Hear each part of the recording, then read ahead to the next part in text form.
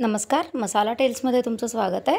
आज आपण पालकची चटणी बघणार आहोत. पालकचं वरण आपण बरेचदा करतो, पालकची मुद्दाभाजी करतो, पण ही चटणी 15 दिवस सहज फ्रीजमध्ये तुम्ही स्टोअर करून ठेवू शकता. ट्रॅव्हलिंगसाठी खूप चांगली आहे. याच पद्धतीने कढीपत्त्याची, कोथिंबिरीची आणि पुदिन्याची चटणीसुद्धा करू शकता.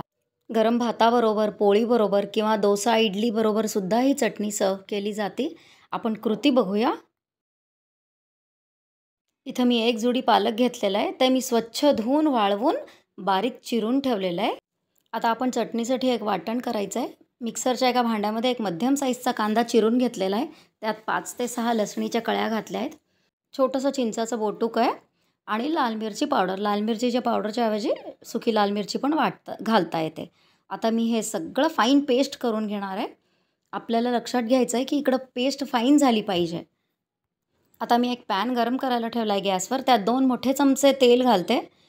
तेल गरम झालं की त्यात जिरं आणि मोहरी तडतडली की त्यात आपण हळद घालून घेणार आहोत.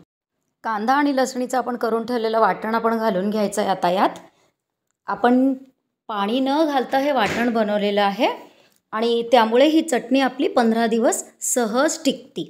आता आपल्याला हे छान परतून घ्यायचं आहे फोडणीमध्ये. अगदी तेल वेगळं होईपर्यंत आपल्याला हे परतून घ्यायचं आहे. त्याच्यानंतरच आपण पालक घालणार आहोत. आता मी हे छान परतून घेते.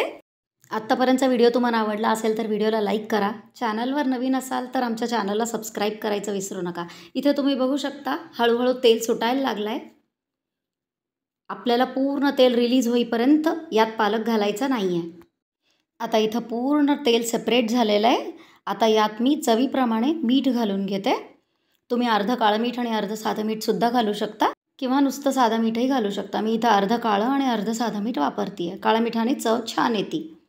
आता हे मीठ आपण चांगलं मिक्स करून घ्यायचं आहे. यात मीठ घातल्यानंतर आपण अजून एक 5 मिनटं ह्याला छान परतणार आहोत. हा जो मसाला आहे कांदा आणि लसणीचा हा छान परतला गेला पाहिजे. हा छान जर परतला तरच ही चटणी टिकते आपली.